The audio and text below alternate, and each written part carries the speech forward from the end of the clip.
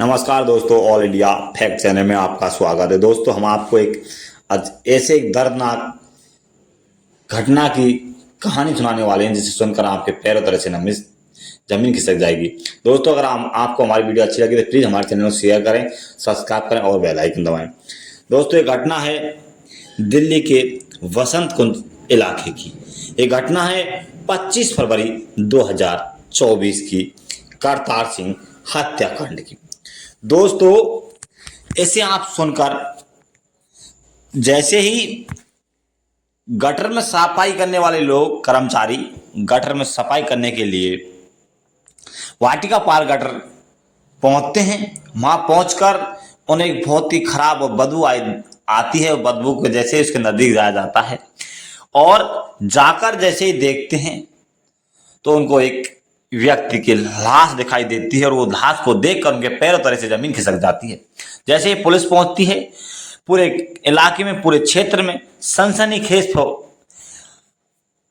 हो जाती है, खबर फैल जाती है और जैसे ही लोग इकट्ठा होते हैं तो उनमें उसी जगह के यानी रंगपुर की पहाड़ियों के रहने वाले लोग वहां पर आते हैं और उसमें जब जैसे ही उस लाश को देखते हैं तो उसका एक भाई होता है, वो इसकी पहचान करता है। पहचान करने के बाद वो पुलिस अपनी तफ्तीश करती है, तफ्तीश कर जानकारी करती है तो जो तफ्तीश में वो अपनी उसकी पत्नी, जो दूसरी वाली पत्नी होती है, उसको गिरफ्तार किया जाता है और गिरफ्तार करने के बाद जो खुलासा करती है उसे सुनकर आपके पैरों तले से जमीन खिसक जाएगी, आपकी रूह कांप जाएगी। तो नमस्कार दोस्तों, मैं धर्मवीर आपको आज की जो सच्ची घटना सुनाने जा रहा हूँ वो सच्ची घटना है दिल्ली के बसंत कुंज इलाके की।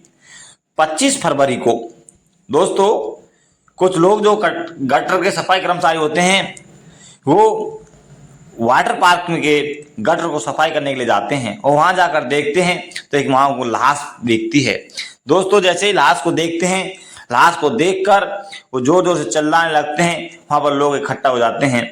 वो गटर था रंगपुर की पहाड़ियों के नजदीक। जैसे ही रंगपुर की पहाड़ियों में मौजूद लोगों को बुलाया जाता है, वहां कर देखते हैं तो जैसे ही देखा जाता है तो उसका भाई होता है बड़ा वाला, वो देखता है तो उसकी पहचान की जाती है। तो उसकी पहचान होती है करतार सिंह के रूप में।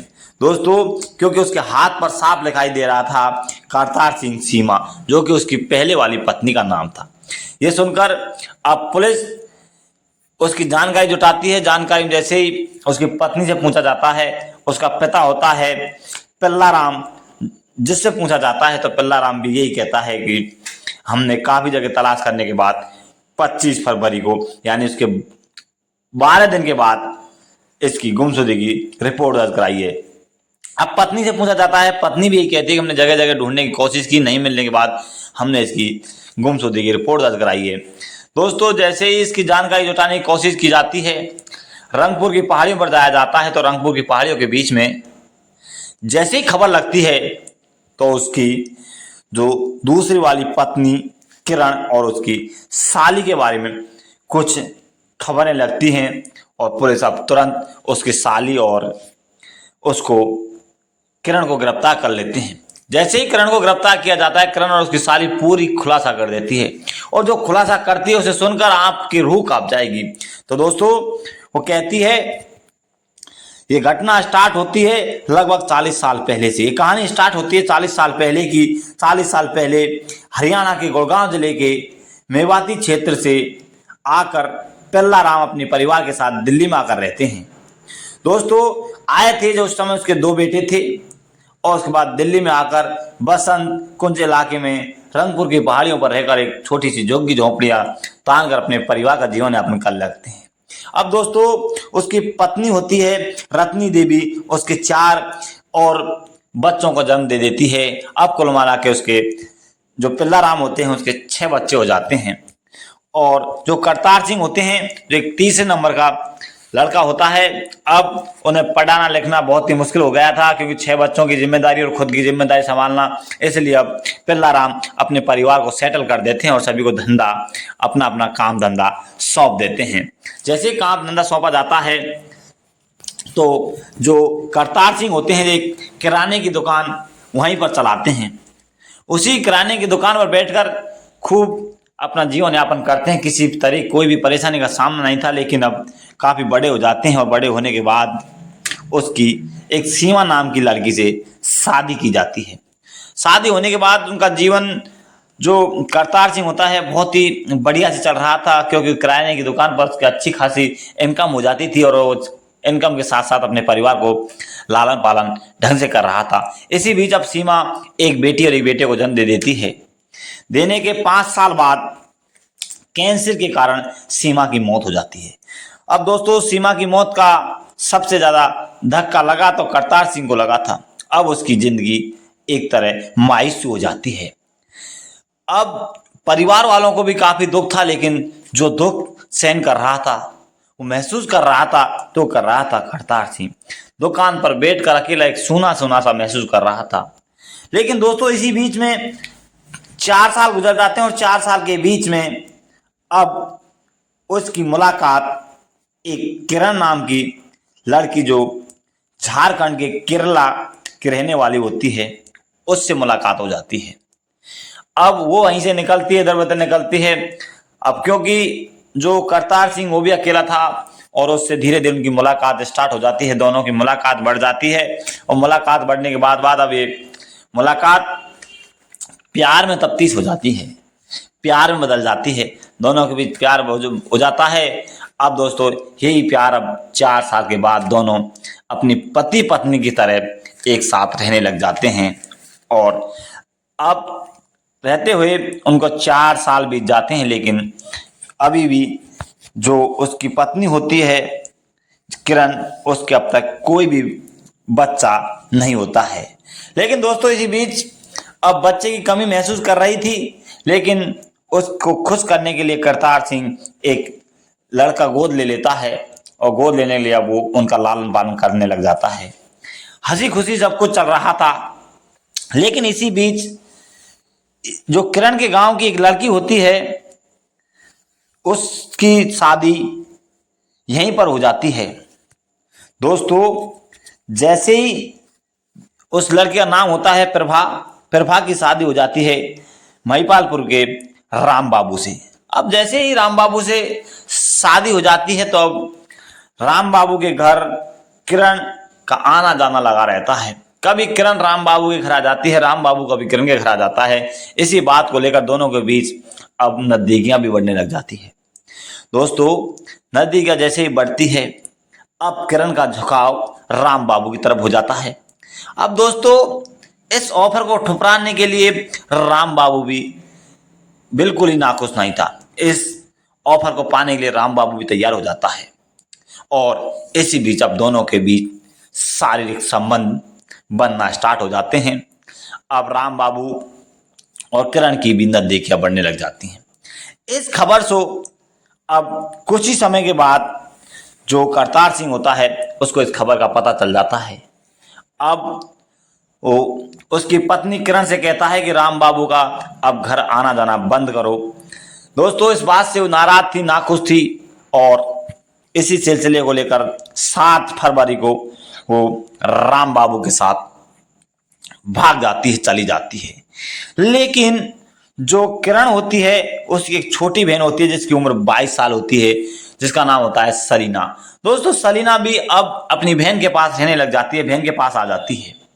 लेकिन इसी बीच जो राम बाबू के साथ किरण 7 फरवरी को भाग जाती है, भागने के कुछ दिन के बाद घूम फिर कर लौट कर वापस घर आ जाती है। घर आकर अब करतार सिंह के पैर पकड़कर, रोकर, गिड़गिड़ाकर और जो मगरमच्छ के आंसू बहाकर अब उसका भी दिल पिघल जाता है और उसको फिर से शरण दे देता है। लेकिन दोस्तों, उनका इस सिलसिला अभी बंद नहीं होता है और दोनों की मुलाकात चलती रहती है।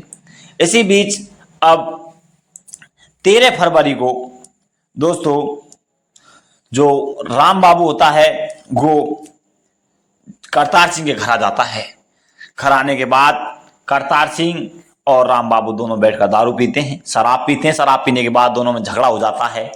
झगड़ा होकर अब राम बाबू वहां से चला जाता है। लेकिन इस चीज से उसकी पत्नी किरण नाखुश थी, नाराज थी, क्योंकि उसके प्रेमी से उसका बेइज्जती का बदला लेना चाहती थी।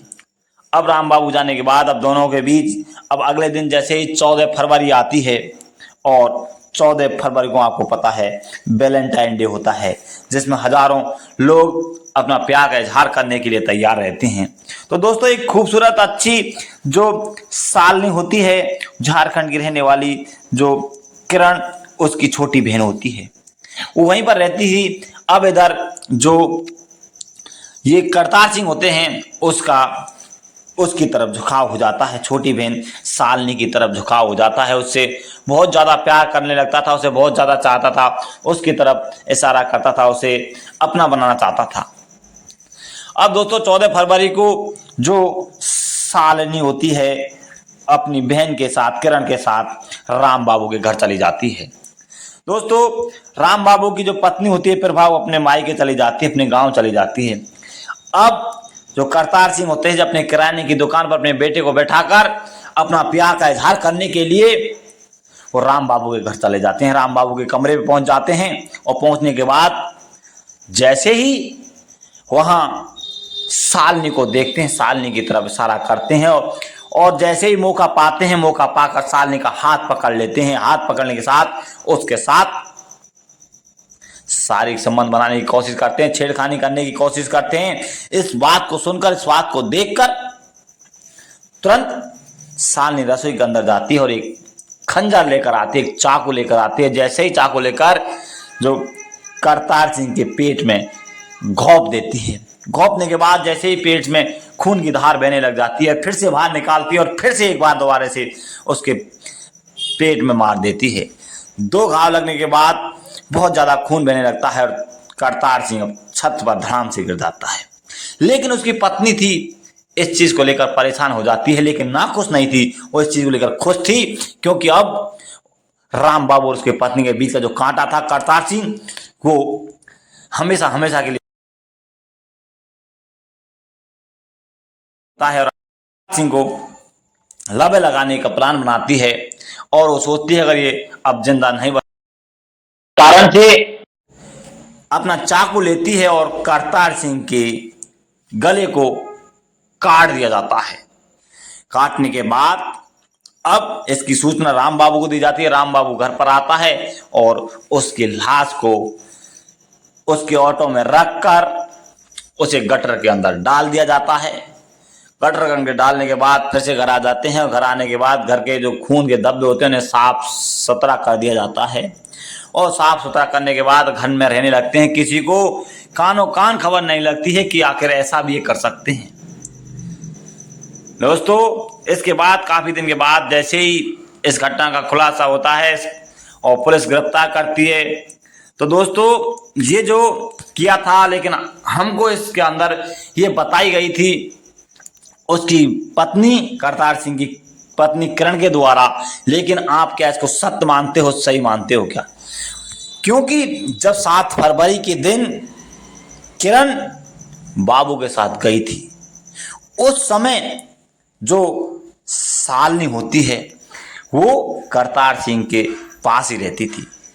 अब आप भी समझ सकते हो कि एक कमरे के अंदर 2 नौजवान इस तरह कैसे बंधे रह सकते हैं। तो इससे हमें साफ जाहिर और अंदाजा है कि निश्चित ही उसके साथ पहले से ही प्रेम प्रसंग था। लेकिन ये जो किरण है, इन्होंने अपना कांटा साफ, अपना रास्ता साफ करने के लिए करतार सिंह को मारने का प्लान बनाया।